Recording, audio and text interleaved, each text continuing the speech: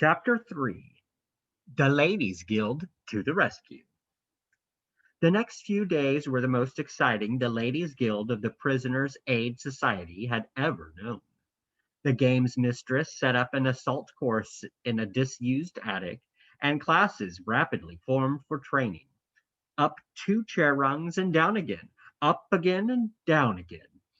"Don't weaken, girls!" cried the game's mistress, also with special emphasis on skirt climbing, the skirts represented by a pair of velvet curtains left hanging over a clothes horse. It was far more exciting than doing housework. Many a husband came home to find the table unlaid. His wife was romping up chair rungs. No less pleasant was the general burgeoning of community spirit. Neighbors who hadn't spoken to each other for weeks broke silence to exchange their experiences. "Catches you in the back, dear. With me, it's behind the knees." Or useful hints, such as "put a pinch of table salt in the bath," or "always get a good grip on the hem."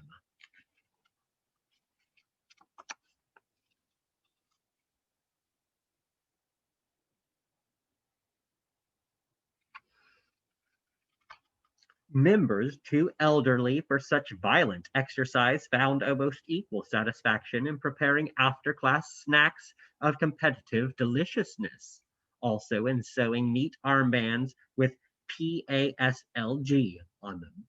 It was actually the mouse who offered patients a home behind the stove who had the brilliant idea of fabricating scent masks from strips of balloons. "For what powerful perfumes, as is well known, don't ladies in waiting and such adorn their persons with?" she pointed out. "One whiff, very like, and no telling up from down." The little rubber masks were of all colors, pink and blue and yellow, just as the balloons burst and discarded by children are of all colors. Some mice looked so coquettish in them they had their photographs taken. Naturally, each class had a group photograph taken as well, with their armlets on and the game's mistress in the middle. Yet beneath all this surface frivolity, purpose continued strong, and no class ever broke up without the singing of a brief anthem composed by Miss Bianca to a well-known air. "Shall little patience be forgot and never brought to mind? Well, rout the Diamond Duchess yet, and show her we're not so blind." But there was one thing about the Diamond Duchess's household that even Miss Bianca, perhaps fortunately, didn't know. 2. At last the great day dawned.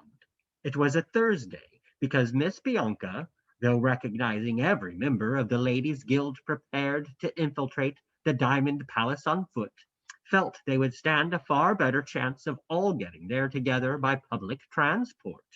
And Thursday was when the municipal dust cart went around. Devoted Miss Bianca! Customarily, she traveled by diplomatic bag in a diplomatic airplane. At a pinch, she went first class by train in a reserved coupe, or by road in a Rolls Royce. She could have gained the palace simply by popping out of the ambassadorial car as it drove by on its daily visit to the chancellery. But like those other great leaders, Napoleon and the Duke of Wellington, she scorned not to share the hardships of her troops. "And we can't put on our scent masks straight away," said Miss Bianca to the game's mistress. The game's mistress was second in command. Unlike Miss Bianca, she was very fond of giving orders. At her cry of "Scent masks up!" all the members of the Ladies' Guild gathered, waiting for the dust cart.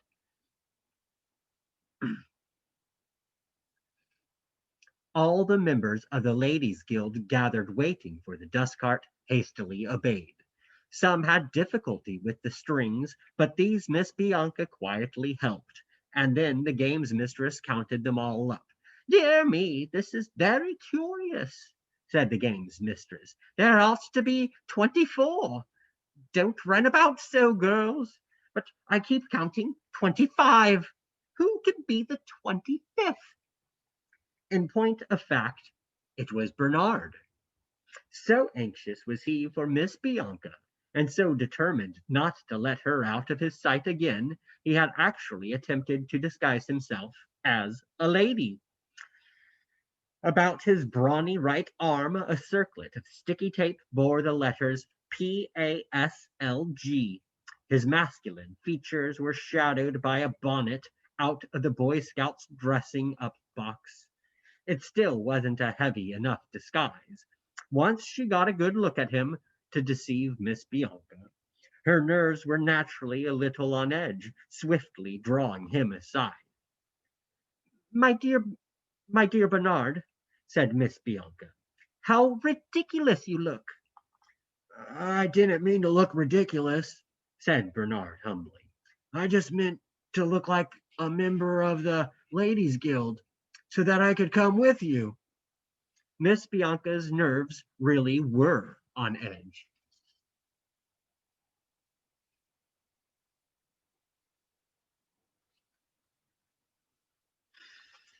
My dear Bernard, she repeated more sharply, pray remember the dignity of a secretary. Though your solicitude is very touching, pray remember also that this is not an expedition to any black castle. The Diamond Palace, by your own account, is merely an historic monument built in 1775. Now, for goodness sake, take off that absurd bonnet and go home. At this moment, the dust cart loomed into view and halted. Under the leadership of the game's mistress, up by wheel and trailing bucket, every member of the Ladies' Guild ran, to cries of, Where's Miss Bianca?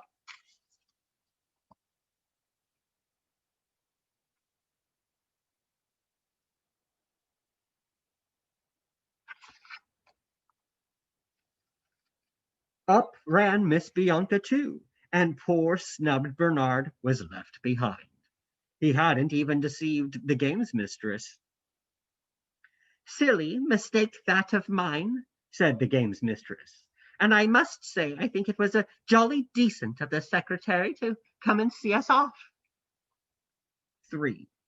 On the dust cart rolled with its devoted cargo 24 members of the Ladies' Guild, each wearing armlet and scent mask, pink and blue and yellow. A positive nosegay of bright colors displayed each group, as it sat, holding hands, between the horrid garbage bags.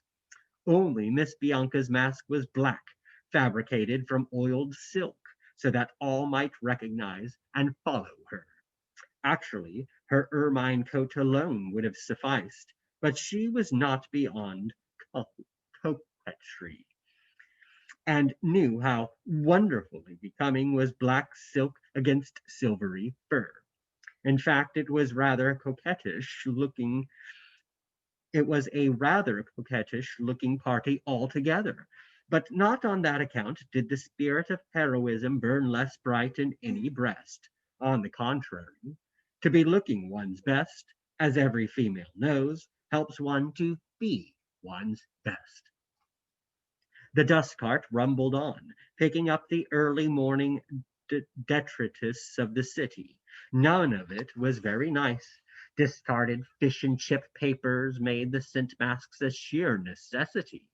Even despite them, the aroma from an empty beer bottle nearly asphyxiated the game's mistress, and only the devoted efforts of her prize class saved her by holding her head out over the tailboard until she recovered. It was a very exciting incident, as were no less the incidents of the bent fork, the broken jam jar, and the dead kitten. This last, all feuds forgotten under the shadow of the Grim Reaper, the Ladies' Guild interred as neatly as possible under a potato peelings, while Miss Bianca said a few appropriate words. Actually, the journey took all day because the city had only one dust cart, so it had to go all round. The city fathers were so conceited they spent all the city money putting up showy monuments to themselves. But a late arrival at the Diamond Palace was part of Miss Bianca's plan, and the Ladies' Guild had brought picnic lunches. These made a really nice funeral feast for the dead kitten, after which all took naps, and then Miss Bianca employed the rest of the time in a final briefing. The Duchess having held her evening circle in her state saloon, explained Miss Bianca, all her ladies will naturally attend her to her bedchamber. Miss Bianca's familiarity with the domestic habits of the aristocracy and court etiquette in general always quite fascinated the Ladies' Guild. They listened with rapt attention. The child Patience, of course, being with them, continued Miss Bianca, in her quality of tire-woman, and there they will remain until their mistress is asleep. We shall not meet the Duchess at all. Several members actually objected that they'd like to. Such was the mounting spirit of heroism. Personally, I prefer not to make her acquaintance, said Miss Bianca coolly, and thus impressing her followers afresh. What is equally to the point, no more shall we encounter the Duchess's major domo, naturally excluded from the bedchamber by his sex. The only members of the household we shall encounter are the Duchess's ladies in waiting as they re-emerge, Patience among them, through the state saloon. And that's when we up and at 'em, cried the game's mistress eagerly. Precisely so, said Miss Bianca. And carry away the poor child, cried the motherly mouse, and all subscribe for her coach fare to the Happy Valley? Precisely so, agreed Miss Bianca. Mightn't she just come and sup with us first, just to show the menfolk? Cried another mouse. I'm sure she'll be delighted to, smiled Miss Bianca. In such happy plains, the last stages of the journey seemed to pass quite quickly, and it was with one enthusiastic voice, as the Diamond Palace at last loomed into view, that all the Ladies' Guild shouted out, There it is! There it was indeed.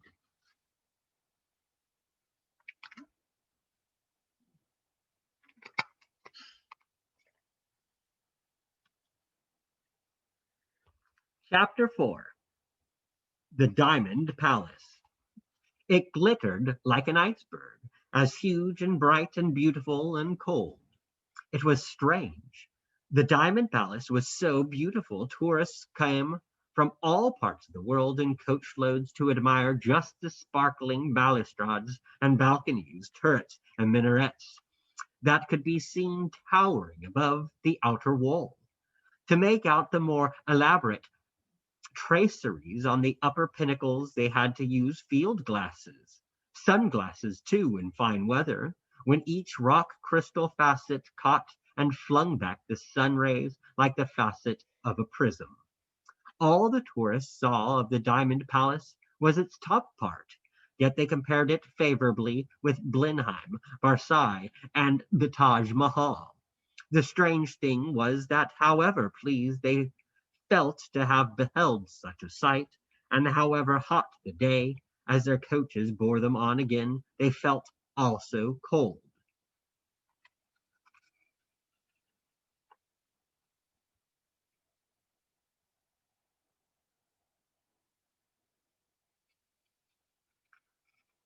Inside, it was cold indeed, icy cold, diamond cold. A child's hands were ice cold always, polishing the diamond figurines in the great glass cases, and the big diamond drops of the lustres, and the innumerable lesser diamonds with which every single piece of furniture was studded. But If you didn't polish properly, you were whipped. Perhaps something of this penetrated even to the tourists in their coaches. 2. Descending from the dust cart, however, and as they crept in file under the sill of the back door, the members of the Ladies' Guild were still too hot with excitement to be affected. One or two of the more sensitive attributed a slight shiver to nerves, while Miss Bianca herself shivered simply, or so she thought, with repugnance at being set down at a tradesman's entrance. But such is a dustcart's nature, she recognized sensibly. As for the other mice, gazing up at the arches of a mere pantry, and at the even greater arches, as they crept into the kitchen, above the enormous ovens, they imagined themselves in the state salon already. To be sure, there wasn't any smell of cooking, nor any clatter, indeed more probable, considering the lateness of the hour of washing up. Strange, thought Miss Bianca to herself. With such an establishment, for each lady in waiting, of whom I have heard there are a dozen, will surely have a maid, and that makes 24 persons dining at least. One wouldn't expect everything in order quite so soon. Yet here is not even a scullion still at work. She kept her own counsel, however, and merely observed that state saloons were usually upstairs. Through that beige door, don't you think? Suggested Miss Bianca. Though that beige door, and then probably up a grand staircase. Of course, she was used to palaces, and it was fortunate that mice had her for the leader. Otherwise, they might have lost themselves irretrievably just in the rock crystal basement. But under Miss Bianca's guidance, every right corridor was safely followed, and every wrong door safely passed. But I think I'll just look into the steward's room, said Miss Bianca. She slipped under the sill. There at his desk snored the Duchess's major domo, his head pillowed on his arms beside a bottle of port. Much as she reprobated excessive drinking, Miss Bianca nodded with satisfaction. Then on she led the Ladies' Guild again, now up the right service stair, until at last all emerged in good order on the ground floor. Here there was a brief pause to get their breaths back, not only from their exertions, but before the splendors of the grand staircase. It rose in an enormous double sweep, like a horseshoe, from the main entrance hall below to an arcaded gallery above. Every inch of balustrading, Greek key pattern, was thick with diamonds. So were the stair rods holding down the cloth of gold carpet. Miss Bianca set foot upon it as negligently, and ran up it as lightly as if it had been mere drugget. Yet even the splendors of the grand staircase paled before the splendors of the state saloon.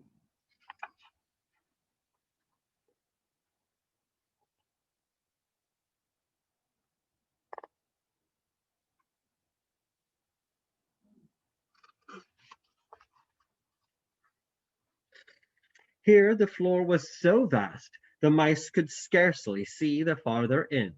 From the ceiling hung 6 great diamond chandeliers of unexampled brilliance.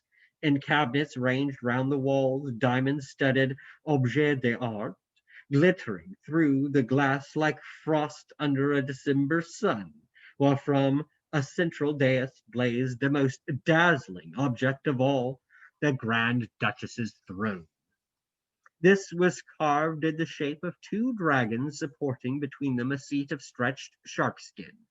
The four diamonds set their eyes the 4 diamonds set as their eyes were the size of walnuts. In front of the throne stood a sharkskin footstool, coiled about by a diamond snake.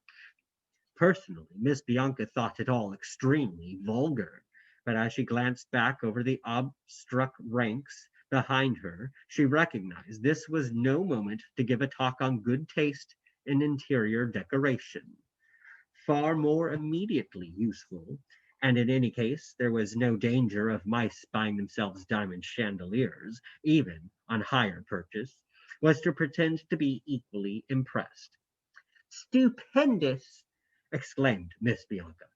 Really, quite stupendous. I don't remember ever seeing anything quite like it.